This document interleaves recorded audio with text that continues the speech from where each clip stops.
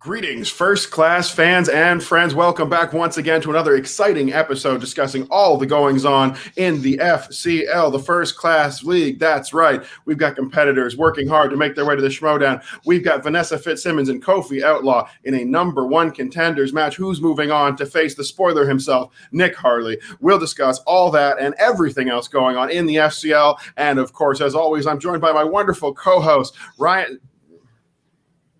Oh, Ryan's off? I'm sorry about that, guys. Okay, so we've got all of the regular crew here. That's right. Chris Barnes is no crit. Well, who's the guest? Oh hell, it's just Keith.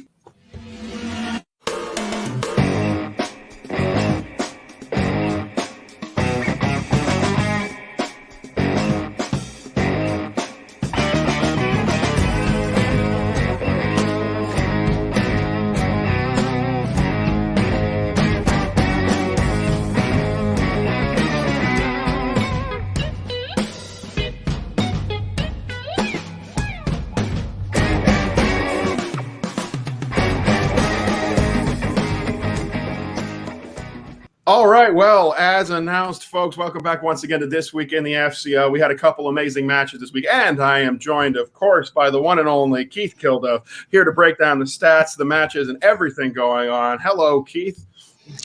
Listen, Andrew, it's just you and me this week, but, we'll make it work. Obviously, we wish Ryan and Chris the best. They're a little bit under the weather this week, but I think we've got a lot of action. We've got a lot of news to get into. So while we may be down in numbers, we are high in spirits for this week.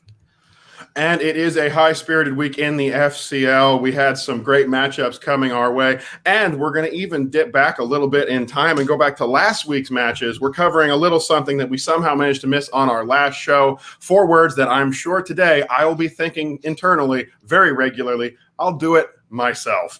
Keith, that's what James Schmoes said last week at the end of the show. Somebody was talking to him on the phone. He said, if you want it done right, I'll do it myself. He's paraphrasing Thanos and many other great villains in the history of movies. We've all heard that line before. But what is it he's doing, and what is going to come out of it? Like, I don't know what's going on here. Do we have any idea what Schmo is up to? I mean, it's obviously he's getting his little band of merry men together with this sinister society. We had nods to Nick Harley with his hashtag Free for Tato campaign during his match. You kind of wonder, is there something cooking between those three potentially? But obviously, it's obviously a link to this sinister society that he's doing. But listen, let's see who he gets together. It is true, and it could be very interesting to see some team-ups starting to happen in the FCL. Obviously, no teams division, but we've got some dangerous names you brought up right there. And I personally thought that Nick Harley was just a man of taste and class like myself. Free Andrew Furtado. That's right, bring him back to the FCL, and he will be coming back to the FCL, which I am, of course, super excited about. You want to know more about that? Hey, guys, here comes that pluggy plug for you. Don't forget to check out our Spotlight series on Andrew Furtado, interviewed by none other than, oh, that's right, it's me. Oh, that's so great. You'll enjoy that, fans. And with that out of the way from last week, once again, sorry for missing that to anybody who was watching last week's show. We're going to go ahead and we're going to start talking a little bit about this week. There's a lot going on this week. And Keith, I think to start off, why don't we talk a little bit about some of the promos that happened this week, and then we can do our match breakdown afterwards. What do you think? Yeah, no, that sounds good. I think, listen, we got a couple of story beats this week. The two Adamses come to mind. They film a little bit, and then Robert gets the email from the commissioner saying that he's back in the game. Chris isn't too happy about it, but you kind of just wonder where he's going to fit into all of this. Obviously, Robert's 1-0. So naturally enough, they're looking to kind of further his career. So Chris is kind of taking a back seat. We've got this kind of cinematic civil war kind of vibe coming on, and then the scene ends with Robert getting another notification, obviously with who his opponent is. A lot of people are saying that it's a cinematic civil war. Personally, I think it's a reactor civil war, and I wouldn't be surprised to see Adams face Robert Montano. What do you think? I think that both of those are good choices. I think that's the obvious pick would be obviously Adams versus Adams. I mean, that's, what the heck? I could see that matchup. We've got a civil war between the both of them. They're going to have a hell of a matchup if they do. But like you said, maybe that's too obvious. Maybe they're messing around with us a little bit. And I thought of Robert Montano as well, another great opponent to come up against him. I mean, there's so many. And as well when speaking about this is going to be interesting. That's what he said when he looked at the name. So it has to be someone of note, maybe someone who's had a lot of screen time. You could see someone like a Furtado, but perhaps, just maybe, this could be the long-awaited debut of someone that I'm very excited about in the FCL. Could it be? Could it be? Will the Flouse be in the house? We're going to find out. I don't know who it is. I'm going to say, Keith, I think you actually made a pretty good pick there with Montano. I think that's a great choice. But I think just maybe this could be that magical debut we've been waiting for. That said, this is all speculation, and we won't find out until they bring all that action to us. Because, of course, the FCL is all about that movie trivia action. We've got lots of questions, lots of movies to watch, and lots of competitors taking a shot at lots of big prizes. This week, of course, the biggest prize of all, the #1 contendership. And the winner's going to have to go up against the man, the myth, the spoiler, Nick Harley. That's right. I'm pulling for you, Harley. My co-host may not be, but that's going to be an interesting matchup. And I got to say, a lot of pressure going into this week's matchups. If I was Vanessa or Kofi coming into this one, I'd feel it. You know, you try to calm down, take your time before that matchup. But I know those butterflies would be flying in your stomach. You'd be thinking about all the possibilities. And they went in, surely, hoping to have a great match. I'd say they definitely did that. I think it's funny as well that Harley hyped up the fight between Kofi and Vanessa himself in the little interlude that we had. Also, he made a couple of references to the MTV Music or the MTV Film and TV Awards, compared Kofi's original nickname, shall we say, to Roca, and was pretty much saying that Vanessa was going to go down the path of David Campbell, the fan favorite, getting defeated. I think, listen, Harley's feeling himself. If I was sitting waiting for a title shot, I'd be feeling myself a little bit as well. But it's nice to see kind of the development of the character of the spoiler as well. Yes, Nick Harley on fire, coming onto our screen and always bringing a whole lot of personality. And of course, you know who I'm going to mention next. We've already talked about it, but let's break it down a little bit more. There was a big scene in this week's FCL in the midst of all the crazy action in the matches. We got through our first one. We're waiting for that #1 contenders match. And who should come to our screens and grace us with their presence? That's right, the wonderful Andrew Furtado, once again showing why he is the class in the first class league. He's bringing that entertainment, that excitement, and maybe a little bit of neuroses, as John Knight will not leave him alone. Brad Gilmore had a lot to say about that. I'm betting you do too. I mean, I think that Brad is finally listening to This Week in the FCL, because his reaction to having to deal with these two morons was quite similar to mine. But listen, I think, you know, the scene between Furtado and Knight that was played last week as well is just gold. It is genuinely, taking all opinions that I have for both guys aside, like, it is absolutely gold. It's top quality entertainment. I think that, listen, we'll get into it in the match preview for next week, but I think these two together has everything that we need. I didn't think that Knight was going to have such a reaction in the Furtado household, shall we say. I thought Furtado was made of a little bit more. But listen, at least Furtado's getting his 7 days rest from Knight. Well, I mean, I've been following all of the news on Twitter, of course. I've been watching and seeing what all of my favorite competitors have to say. And I got to say, Andrew Furtado, what a stroke of genius, getting Brad Gilmore to agree that John Knight has to leave you alone for a week. But not a word was said. Not a single thing written down or put into writing. No John Hancocks here. No agreement that Furtado has to leave Mr. Knight alone. And John Knight, I got to say this to you. I mean, I would happily receive a call from Andrew Furtado every day of the week. But the truth is, I think you might get a little sick of it before the time is up. You might have just written yourself into a corner with this one, because Furtado, well, let's agree on one thing, Keith. And I think this is one that we will both agree on. Andrew Furtado is not a person who's short on words. Agreed. Very much. And I think, listen, Knight's not too far behind him either. So, like, you know, when we do get to next week, it is going to be something from a mouthpiece point of view, maybe not from a trivia point of view. And you are absolutely right. These two are, I think, very well matched up against each other. A lot of excitement between the two. I do like the work that both have been doing. And I got to say, I'm just hoping that Andrew Furtado can get that justice. Glorious return, come back in with a win, and show John Knight that you can't harass a wonderful person like Andrew. He's just trying to live his life. Why don't you leave the man alone? I mean, I think we need to leave the news of the week alone now and look at what actually happened this week in the matches. So if it's okay with you, we might tip into the match breakdowns, eh? I would absolutely love to get into the match breakdowns because, like I said, there's not one but two real good matches this week, and opinions will abound. I definitely have a lot to say about all four of our competitors. I'm guessing we're going to start things off by kicking right on in to that first matchup of the week. That's right, Battoglia and Haibon. Am I correct, Keith? Yeah, and listen, here we go. Match breakdowns of this week's matches in the FCL.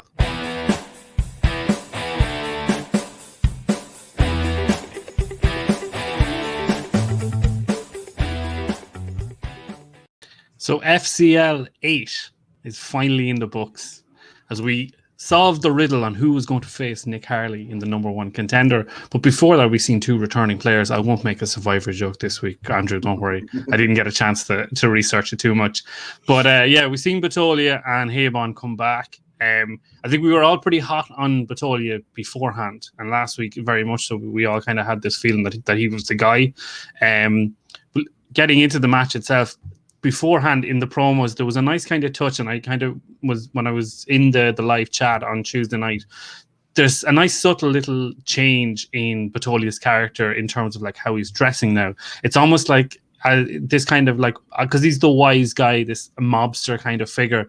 It's like he's coming up the ranks within kind of like the Italian mafia. So like I wouldn't be surprised if next time we see him in like a big 4-piece suit and whatnot. He only kind of went with the shirt and jacket this time. But I think it's a nice kind of little subtle character development on his.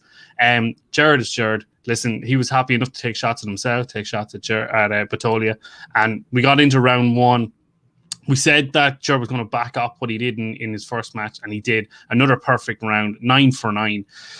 Gerard Haibon struggles a little bit. He gets 5 out of 8. He misses the first question in Action Adventure, which is who played Lara Croft in the reboot of Tomb Raider. I think that's a bad miss. He should know Alicia Vikander. It's only a couple of years ago. He misses the 2014 Luc Besson ScarJo movie, which is Lucy in fantasy sci-fi. And then he also misses who voiced Sully in Monsters, Inc., which was John Goodman. Other than that, kind of we're seeing kind of basic enough questions in terms of like Meet the Parents, who directed Wall Street and Nixon. We're seeing a Pacific Rim question, which references its sequel. And then obviously the bonus question, which Battoglia got, was what movie did Elektra appear in the first time, which was the terrible Ben Affleck Daredevil movie. But listen, 9-5, Gerard definitely full value for the lead, and Haibon just struggling just a little bit. What were your thoughts, Andrew? Round number one in this matchup. I mean, the truth of the matter is I think that this round played out very similar to the way that I saw it going when I sat down. Battoglia, good character, good knowledge, clearly. And in a couple appearances we've seen from him so far, this is someone who knows their stuff. And this is someone who, in my mind, if I had to really think about it and take a guess, this is someone who goes home and spends some time studying. Here's a movie I haven't seen. Here's a weakness that I need to shore up. And you know what? Looking across the table to his opponent today, I do not think that Too Smooth Gerard Haibon is that same type of competitor. It's been a while. We've seen him in the Schmoedown. We've seen him here. I think Gerard Haibon's having a great time. I think he's definitely got a look. He's got a personality to him. But he is not the guy you're expecting to go in and get a perfect round. You said it yourself, 5 out of 8. In a first round in the FCL, 5 out of 8 is a real rough start. It's hard to recover from, especially against a dedicated opponent like Gerard Battoglia. And even beyond that, I mean, he uses a multiple choice because he knows maybe I can pull the answer to Lucy, and then he doesn't use a second one. So either you don't use it or you use multiples. I make that point if you can. On top of that, context clues. I'm not going to knock any announcer for occasionally having a little banter and maybe giving something away, but Steph Sabra makes a joke out loud in a voice from the movie and refers to Mike. The question is about Sully. You know that Billy Crystal's the main character if you've seen that movie. You have to be able to take a second in your brain. And right there, another great chance for a JTE. Mr. Haibon, when Steph says it out loud and gives you everything you need, the keys to the kingdom. And by the way, Steph, I'm mad at you for your comment about Gemini Men, but we'll get back to that.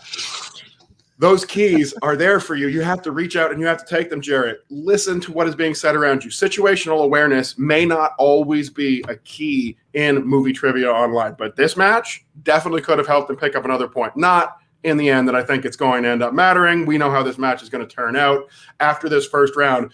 Even if you don't know for sure, I'm feeling it even more strongly. Again, nothing against Gerard, but I just think maybe he doesn't have quite that level of knowledge he needs to really compete and really show off, maybe get to a point of a title match or getting redrafted. And I think, busy guy that he is, maybe he's got more important things to do. He probably goes to a lot better parties than I do. But Gerard, you might need to see a few more movies. That's all I'm saying.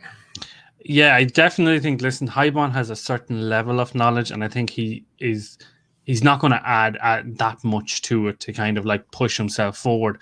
And, you know, he's in this kind of weird position that he's been in the Schmoedown. He's now in the FCL. Like, is he seen as kind of like a gatekeeper to kind of get into the main leagues? Probably not now. He's probably found his level, I think. I was thinking about the show in the week, and I think Haibon would have been perfect around season 3, season 4 of the Schmoedown. But now where it's gone in the last 3 or 4 seasons, with studying, with memory cards, with factions, just with everything, like, I don't know if his style kind of like fits anymore. But like, listen, the guy still has knowledge, and it's good to see him compete all the same. But he is down 9-5 coming into round 2. Our wheel comes up. Again, alluded to kind of like the science of how I think that these wheels are being constructed now. We're seeing kind of like Charlize Theron, Will Smith. We're seeing Superman, which Gerard Haibon is very, very clear about what he wants to hit in round 2. But we're also seeing things like remakes, reboots. We're seeing black cinemas. We're seeing the Chris's. These other kind of peripheral categories come in. So Battoglia decides he's going to go first. I think this is the correct move. You're up by 4. Listen, let's push this. Push the envelope. Let's get a big lead here. Lands on 2000 and says, yeah, listen, I'll take it, no problem. Goes 8 for 8 again, 100% on the button. Brad Pitt and Troy, Andy Garcia in Ocean's 11, Tom Hanks in the Da Vinci Code, and then J-Lo in Wedding Planner. Boom, 8 for 8. Jared's in big trouble. Haibon is in big trouble. Grabs hold of his little key ring of Superman and says, please. Lands on the Chris's, kind of hems and haws a little bit, says no, take Charlize Theron. And to be fair to him, goes 6 of 8. But the problem here is that, like, not only is he down the 4 already, but then he gives away the steal on the second question, which is a massive gap. But he hits his other 3, Kristen Stewart and Snow White and Huntsman.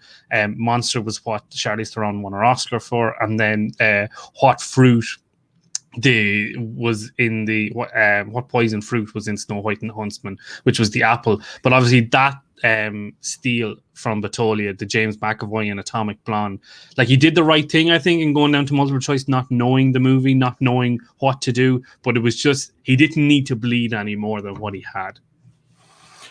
Yeah, no, I think that's mostly exactly correct. Again, although normally I don't know about it, but you do know your stats, you do know your numbers, and you know what's what when it comes to answering questions, Keith. I give you that much credit.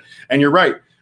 Tough category here. First off, let's talk about the spin of the wheel. I mean, with Gerard Battoglia, nothing surprising here. He's performed well. He spins in the last 2 decades, a decade category, and expecting that you're mostly going to see blockbusters, surface levels, actors popping up, even in the second round, maybe a hard one. Not surprised. He did very well. Gerard Haibon, looking at a wheel with, I'm guessing, maybe 2 slices that he's actually comfortable with, and just hoping to God he lands on one of them, because he spun away from a couple. And I don't mind the spin away from the Chris's. I think that's a category that could be a real minefield. I mean, it's 4 or 5, or I don't have their document. I don't know which Chris's are included, but 4 or 5 actors at least, all of whom have been very popular for the last 15 years, and all of whom have had, let's just be honest with you here, some A-list movies on their resume, but also some B-lists that you did not see. So I do like the spin away from the Chris's. You can Hemsworth or Hawsworth or whatever you want to do about it, but spin away from that, that's fine. And as far as the Atomic Blonde question goes, again, I think this was a pretty decent movie, but I can see not seeing it. So if you haven't seen it, fair enough. Multiple choice, good choice. Try to avoid that steal. Try to keep the points low. I'm surprised with the prevalence of Atomic Blonde and how much it was talked about for a very brief period of time as well. Just, seeing commercials for it, that sort of thing. And Gerard Haibon's age, this might not be something you'd normally bring up, but he's not much younger than I am, I don't think, maybe 10 years. He would have to be familiar somewhat with stuff from the 80s. Atomic Blonde was all about the 80s. Did he not see a commercial with James McAvoy in it? I mean, they were on TV. I remember seeing them. Also, back to Steph Sabra, in addition to your dislike for Geminis, and again, no love lost there, but I mean, I just got to say it, Steph Sabra, just in case it comes up again in a question, and this is not a knock. I've been an announcer. I know how it works. The British Secret Intelligence Agency is not M16, Keith. It is MI6. MI6, like the Bond movies, just in case that comes up again. No, I think this was a round that was handled about as well as it could be by Jared Haibon. But when you come in down the points that he's down, and you're not that comfortable with the wheel slice that you get to, the match is pretty much over, and Battoglia makes sure of it by going perfect in this round. If I'm Jared Haibon moving into round number 3, I'm not very happy, so let's just jump on into it and find out. Yeah, so it's 18-11 in favor of Battoglia after round 2. Like 7 points is massive. Like we talk about the 5-point gap, but listen, to go that extra one again and hit to 7, it's a massive gap. To be fair to Haibon, he does fight back. He gets his 2, the 29 Todd Phillips Joker question. He gets his 3, the action adventure Maverick in Top Gun TC Legend, and then he misses 5, and the 5 is the one that I want to talk to you about, Andrew. So it's director of the 1988 Coming to America, and he didn't return for the sequel. At this stage, Haibon has 2 JTE rules left in his pocket, and within 5 seconds blurts out Spike Lee and your winner, Gerard Battoglia. Again, this is probably coming back to what we're saying about the round 2s and the round 1s performance, but you've got to just kind of like give yourself that time, give yourself that clarity of thought. Like, if he had gotten that, he would have been up by 3. And then you just don't know what's going to happen on Battoglia's side. No, absolutely. That is what happened here. And it is a story that basically was written before it started. You know, you read the first 10 pages of this book, the first couple chapters, and you said to yourself, well, I know who committed the murder and I know how this is all going to end. And Gerard Battoglia did not disappoint, putting it away by just sitting back and relaxing. So it's all about Jared Haibon in this round. And you talked about it, the 5-point gap. I've talked before about the 6-point gap. That's that magical place where you move over it in round 3, the most important round, the one where the questions have the highest weight. You've got to answer at least 2 questions. When you're down by 7, you have to get your 5. You have to get your 5. You have to get your 5. Period. That's the end of the story. You also have to get your 3 or your 2 just to tie it up or put yourself 1 point ahead and hope your opponent misses absolutely everything to go to sudden death or maybe to squeak by on a 1-point win. There is no hope. The match is over. We knew it was over. And then Jared Haibon, who, as I said, I think he's a nice guy. I think he's handsome enough, and I think he knows a few things about movies. But if you're going to give him a 5-point question, a legitimate 5-point question about a director of a movie that old, and it's not that old, but it's old enough that it's not in his rotation recently, all those things put together, basically there was no chance here. So maybe you think I'm going to rag on Gerard for not taking the extra JTE time. And you know what? You'd be absolutely right. Because the truth is, if you're a competitor in this league and you want to make those points, you want to survive, you want to impress, and you want to move on to bigger, better matchups, or even the Schmoedown, I don't care if you don't know it. I don't care if you feel like the match is already over. I'm just going to give it away to my opponent. You have an extra 30 seconds. For the love of God, use every them. Single one. Yeah, it's just these are things that you just can't do. Like, let's be perfectly honest. You just can't do that. If you've got the time, use the time. You know, and I just think that there was just a lack of game awareness by Haibon. And it's not something it's something that we've said a good bit of time about his career. And that's the unfortunate thing. There's some obvious gameplay mistakes that have been made by Jared Haibon. And although, again, I think they're all understandable, the truth of the matter is there's some universals in life. You don't tug on Superman's cape. If you're Eric in Micronesia, you do not give away your immunity necklace. And in this case, in the movie trivia Schmoedown, the first class league, or any kind of movie trivia, if you've got extra time, if you've got to repeat, you have to use it. You have to stretch and you have to fight for every single point. Because beyond studying, I'm sure there's some great competitors who haven't studied a moment in their life. I'm guessing in the Schmoedown, movie critics like Alonzo Duralde and William Bibbiani are not changing their viewing habits before they sit down at the desk. They already know all this stuff. But in the end, whether you know it, whether you don't, the thing that separates competitors in these leagues like Nick Harley, like Andrew Furtado, the people that I've been championing on this show, and you might even agree with me on this one, Keith, is not necessarily the studying. It's not even that inbuilt knowledge. It's that killer instinct, that drive, and that want to succeed, that need to beat your opponent, that need to take down that big, fat W for yourself. And some people have that hunger. And Jared Haibon, well, go back to craft services if you're feeling hungry, because this is clearly not the meal you're looking for. I want to talk about Battoglia for a second because I think we've spoken of Haibon's kind of faults, for use of a better term. This guy's 2-0 now, 2 TKOs. Hasn't had to answer a question in the third round, I don't think. Happy to be proven wrong on that one. I want to know where you think this guy stands in the rankings. I know the league is still only 8 weeks old, but this guy surely has to be, like, we don't know what the rankings are, but this guy surely got to be kind of like in around kind of the 2-3 spot. Yeah, that's probably about right. I think Battoglia might be in an uncomfortable situation because as a league, the FCL clearly wants to get a champion. They want a main event, a marquee match. They want someone for others to chase after. They want to establish a top of the mountain so people can try to get up there and plant their flag. And that's what they're doing with their number one contenders matches.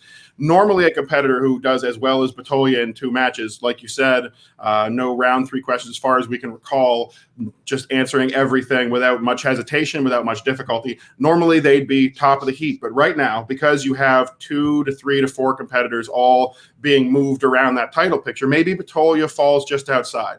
Depending on how some of the matches go in the future, we already talked about potentially who might be facing Mr. Adams in the matchup. We talked about some names like Robert Montano. Should Robert not be used in that matchup? I could easily see Gerald and Robert having a matchup. I think that'd be a strong one, maybe for a number one contendership or to move into a main event or a pay-per-view type situation. Yeah. I think he's got every opportunity available to him, does Mr. Battoglia, but unless they decide to shunt him directly into the title picture after our champion is crowned, maybe he wins one more in that time and he's 3-0, then I could definitely see that happening. Otherwise, I think he's going to be floating very comfortably around the top of the league. I think he's going to be somewhere in those power rankings when they do come out. I'd say Battoglia very easily could be a top 5, top 3 competitor with the record that he has right now. Yeah, it's going to be interesting moving forward to see where his next match is and where he kind of lands. And I think after June, hopefully this is sort of like a secondary roadmap of like what's next. But listen, I think Battoglia is going to be a big part of this league until he gets drafted. Or maybe to the end of the season. The truth is, Keith, and you got to say it, you got to let them know out there, heels represent. If someone in this league is talking smack about somebody else, odds are they're answering a lot of questions correct so far. Definitely. Listen, let's move into the main event. The other half of this little gauntlet bracket that we've been talking about. Kofi Outlaw, Vanessa Fitzsimmons. I was, as I said last week, I was surprised that this was what the other side of the bracket was. But listen, after how this went, there should be no reason for me to be surprised at all. Promos come in. Listen, they're both kind of very what we got from the first match with them. Vanessa's playing this kind of hot girl summer, hot kind of vibe. Kofi's still kind of building this sort of mysterious figure. We move into round 1, both perfect rounds. Action adventure, your Gemini man question comes in. Director of Rushmore Grand Budapest Hotel, comedies 2012 Seth MacFarlane. Movie release dates of King Kong, Batman Begins. We're seeing Maleficent. We're seeing American Psycho. We're seeing Insidious come up. We're seeing Fievel in American Tail. And then the bonus question was the Will Smith Muhammad Ali question, which they both got. There's a couple of things I want to ask you on.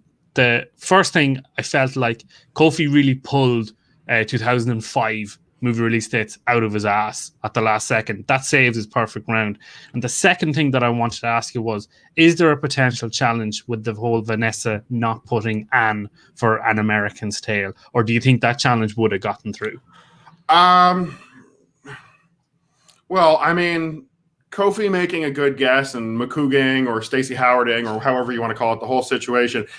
Let's just say we'll come back to that. I'm going to put a pin in that one because we're going to come back to that one a little bit later. Agreed. I know I've got a lot to say about it, and I will, Kofi. Don't you worry. And as far as the other thing goes with Vanessa, I mean, the challenge, I don't think there's a lot here. For one, I'm fairly certain, if I'm recalling correctly, and Keith, you're very much a rules guy. You probably have read all this more than I have. But I remember I read the Schmoedown rule book, and I seem to recall there's something about the indefinite article. The is required only if the movie is more than a certain number of words. If it was 2 words or less, then it doesn't matter if you include it or don't in their official rules. Something like that. It's something like that. So like if there's a movie called American Tail and then there's a movie called An American Tail, then you need the An. But if there's no secondary movie of a similar name, then you don't need it because you know what they're referencing, which then ties into the benefit of the rule.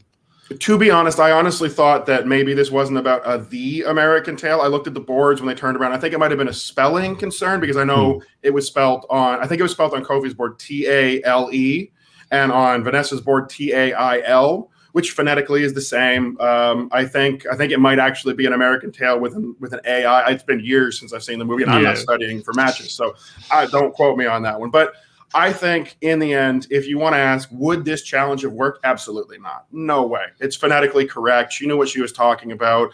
I think this challenge, at worst, you would have had a little bit of an off-screen shouting match, and then it comes back and gets the points anyway. She knew what she was talking about, and everybody there knew it. No point in a challenge here. Yeah, it definitely kind of it sort of what comes to mind for me is the Montano challenge against Gallagher with the labyrinth minus the R. That kind of like, I don't want to say a petty challenge, but something that just might throw your opponent off in the moment and then see what happens afterwards. But yeah, listen, 9 for 9, moving into round 2.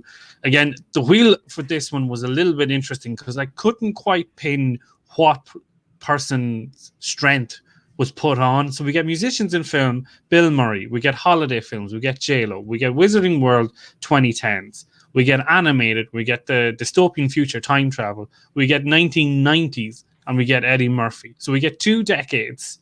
We get 3 actors, and we get a couple of peripheral categories and a couple of newer categories. For the life of me, I could not pin what strength was for which person before the wheel was spun. No, that is true. Looking at this wheel, and even just hearing you say those categories out loud now, Keith, I could pick 2 or 3 of those categories. Having seen her in a couple matches that I think Vanessa would be good at, that maybe she put on there. Having seen Kofi's first match, I think there's a couple. But you're right. There's really no way to nail this down and figure out exactly who put what category on the wheel. In the end, of course, the wheel being the wheel, it's all going to come down to the spin you get and the questions that you can come up with. So not really necessary for us to figure out which one they put on there, but you are correct. It is worth noting. It is an interesting thing to look at because I have no idea. And hey, more kudos to the competitors. If you're smart enough to be able to make it so your opponent doesn't know what your strength on the wheel is, do that. Don't give it away if you can avoid it. Probably a good strategy. Yeah, who knows what's going to happen with this wheel, but we're going to get into a very exciting round 2 for sure. Definitely. So Kofi goes first. Vanessa defers to him, spins Bill Murray on his first, says let's go again, and the gods have decided that listen, it's Bill Murray or nothing for this guy, but gets 8 for 8. He wasn't happy about taking because he didn't know how deep this category was going to go. Goes 8 for 8. The 86 family sports comedy, Space Jam. There's an 84 Ivan Reitman Ghostbusters. Bill Murray was nominated for what movie? Lost in Translation. And then the 88 Donner holiday movie of Scrooge. 8 for 8. Boom. Comes to Vanessa, first spin, J-Lo says, no, not taking it. Spins again, wants the wheel to decide her fate, and the wheel has decided that holiday films is going to be her fate. Goes 6 of 8. The 3 she gets right is the Whitmore in Independence Day, played by Bill Pullman, Benedict Cumberbatch as the Grinch, and then the 89 Chevy Chase Christmas Vacation movie. But the one that she misses, unfortunately, the 2016 holiday film directed by Gary Marshall, starring Jennifer Anderson and Jason Sudeikis. She says Valentine's Day. He says New Year's Eve. Both are incorrect, and it was Mother's Day. This is a really good 2-point question, I think, Andrew. I think it's a very solid 2-point question. These are interesting movies. This is trilogy. It's funny that both the competitors, if you go back and you look at the movies that were made by Gary Marshall about the holidays, they got 2 of the 3, and they were both wrong, so they just missed the one. Vanessa, I mean, I'm going to come back to it. She said herself, she said it out loud, and then immediately thought of the correct answer. J, T, E. Over and over and over again, I'm going to say it. Not to just anybody, but to everybody, because there's a chance she could have recovered there. I don't hate it. She thought she had a correct answer. And I got to admit, I mean, I go out, Keith. You've heard my stories. I go out, I live the high life, supermodels, jets, travel to other countries, just like you do. But the elk, he enjoys some quiet time. He enjoys a good cry once in a while. And here's an opinion for you. These 3 Gary Marshall holiday movies, just skip them. There's so many better movies out there to watch with your time. I don't hate Vanessa for missing this question. In fact, I'm kind of pleased she did, because these movies are, they are awful. They're terrible. That said, maybe JT, just take a little bit more time, see what happens. I thought it was well handled. I don't love the deferral. I don't love the miss. I really don't love the idea that Kofi then decides to go to multiple choice. Clearly his mind wasn't in for that moment. Yeah, a lot of stuff here for me to pick on, but in the end, it's all minor quibbles because they get right back on track and they're both playing a good game. So little things, I may be blowing them up a bit, but it does behoove every competitor out there. Take your time. Take your time. Please, please, please take your time because we want to see a great match. Even when there's someone that I love in that ring, even when it's Nick Harley going for that title, you know what? I'm going to want him to be against the best opponent, somebody who gets every point they can, and I'm still going to want to see him win because then it's even more satisfying. Agreed. But, listen, I think that there's, asking for multiple, like, this is a guy who's been on the draft. I believe he was on the draft board last year as well. Mm-hmm. So, like, he's in and around this kind of like space that he's nearly gotten the gig already at the big leagues. You need to have an understanding of what's going on, what you can and can't do. And listen, I've got some hot takes at the end of round 3 that I'll bring up. But we move into round 3. Kofi's up by 2, 17-15. And to be fair to him, he hasn't missed a question yet. So listen, we can say all he wants, but listen, the guy's shooting 100%. So what do we know in one sense? So come into round 3, Vanessa hits her 2 with the Harrison Ford 2011 Cowboys and Aliens. Goes back to Kofi on his 2. What franchise is the only one to win 2 best pictures is The Godfather. I know there was kind of debate in the chat of whether The Godfather is classed as a franchise, but maybe that's for another episode. We should kind of bring that up. But I understand where they're coming from. What suite of movies we're kind of looking at is what we're asking for here. Vanessa's 3 is in the 1980s, which is the 85 sequel to The Wizard of Oz, which is Return to Oz. Kofi's 3 is in fantasy sci-fi. The 84 Wolfgang Peterson Never-Ending Story is the answer to that one. And then we come down to the 5s. Vanessa's 5 in the 90s. Angela Bassett is nominated for playing Tina Turner. There was a few context clues in that, so I wasn't surprised to see that she got that. And then we come to the big one. Kofi's 5. Category of Keanu Reeves, who is the coach in the movie The Replacements. And at the last second, with 3 JTEs still in the bank, guesses Gene Hackman and your winner and playing Nick Harley, Mr. Kofi Outlaw. I gotta say, what a round number 3. I will admit, I think maybe a bit of a gimme for Vanessa on her 5. You're right, there's some context clues there. Nothing against that. You get the questions that you get in round number 3. Vanessa played a great match. In fact, I want to take a moment here and say that everyone, if I recall correctly, everyone on this very show this week in the FCL said that Vanessa was going to be the one to watch, going to potentially win that match. And here's the thing. And this is very important for everyone out there to know, especially if you're talking about me. For everybody else, doesn't matter as much. We were not wrong about Vanessa in this matchup because Vanessa performed incredibly well. She missed a question that she knew a second later. If she played a little tighter, use that JT. And again, it's a minor quibble. I'm not really ragging on her for this one. She could have had those points. She's so close on everything that she's doing. I think she played incredibly well. And she's up against a guy who went perfect and definitely had to guess at the most important question in the matchup. So Vanessa played a winning game, but sometimes you get lucky. And here's where we're pulling that pin back out, Keith. Here's where I'm talking about Kofi Outlaw and his behaviors in this matchup. And I'm going to bring up the JTs. And I said, you always use your JTE. You always use your JTE. If you have the time, always use your JTE. Well, guess what? Kofi Outlaw, congratulations. You're going to get this from me. I was wrong here. This is the one case. This is the one situation where you don't use your JTE because overthinking is a real thing too. And the truth of the matter is he knew he had never seen the movie. And I know Jared Haibon earlier, I said that he hadn't, but I think that's easy to pull. More recent film, all that stuff, maybe a little more popular than The Replacements was, even at the time. He does not have any idea who the coach in this movie is because he's never seen it. He's never studied it. He knows nothing about it.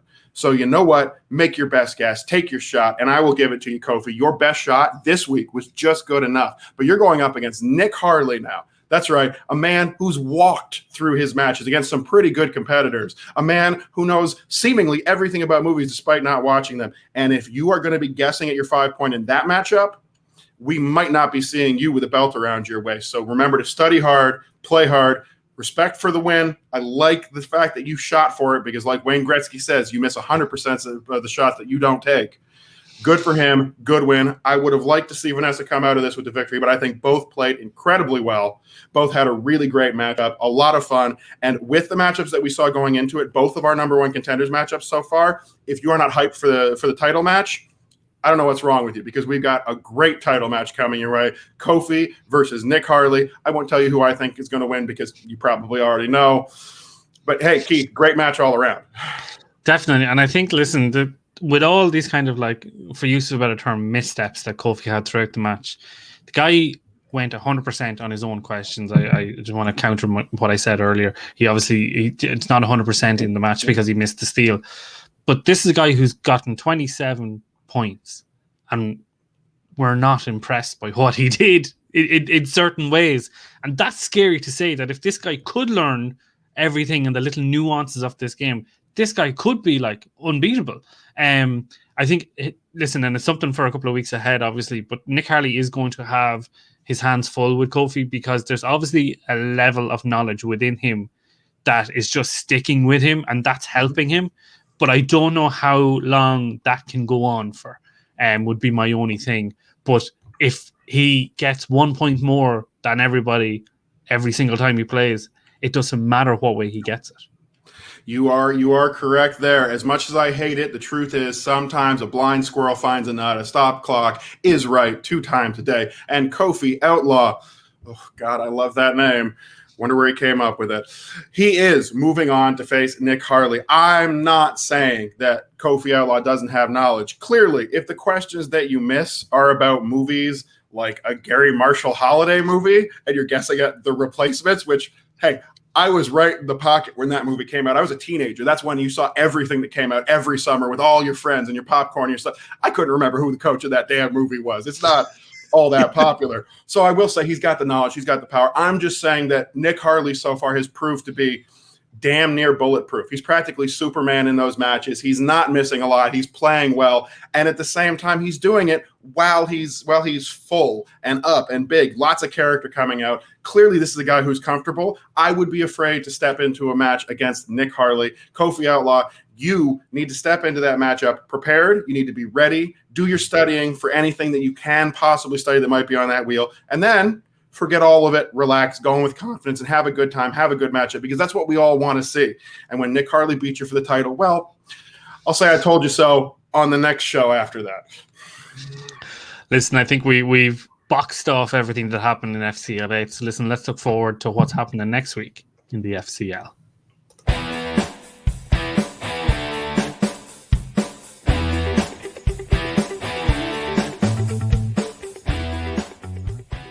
That's right. Next week in the FCL, it all comes to a head. We've got a hell of a matchup. 2 of the league's very first competitors, 2 big personalities, and 2 alumni of this very show this week in the FCL facing off against each other. Keith, I know you know how I feel about this. I know you know I am pumped up. I am hyped. I am ready to go for these 2 gentlemen, for Tato, Knight. What do you got to say? I have a lot to say, but I'm going to be respectful to both, because listen, this is so interesting on so many different ways, in the sense that it's 2 0-1 fighters coming into the ring. One guy is going to be 0-2 after this. And I think Furtado has a future in the league, even if he's 0-2. I don't think that the whole Knight collector shtick continues if he's the only thing he's collecting is losses.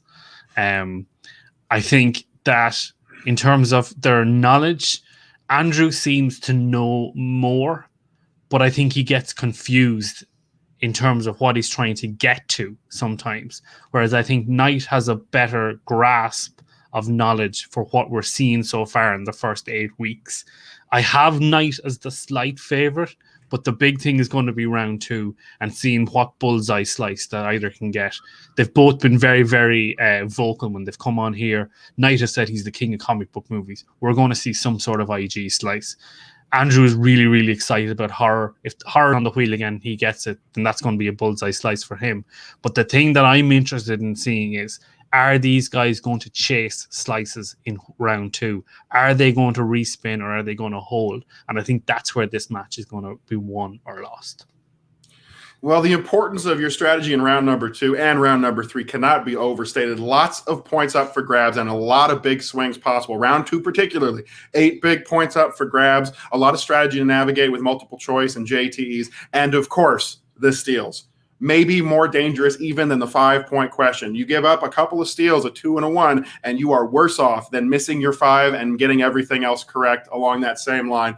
It is a tough position to be in. And Keith, this is why Chris Barnes needs to come back. This is why Ryan needs to come back on the show, because you are so very wrong about the outcome of this match. You know who's going to win, folks. You know who's going to come in there. He's the biggest personality. He's the brightest shining star in the FCL. And you can check out all of his thoughts when he sits down to talk with me on this week of the FCL Spotlight Series. Andrew Furtado, what a talent. What a mind. He needs to get a category wheel he likes. You are correct. I think he can get a little ahead of himself. You are correct. I even think it's fair to say, after what we've seen, Mr. Knight may just have a little bit of rent-free space right up here in Mr. Furtado's head. Just a little bit. He's going to calm down. He's going to recover. And I know that this man has all the talent necessary to make it through this, move on to bigger and better things, whether it's the title, the draft. Andrew Furtado coming out with the win. I called it here first. And when I call it here first, folks, you know what happens. I'm always right, aren't I? Except about Vanessa. But again, that one doesn't count.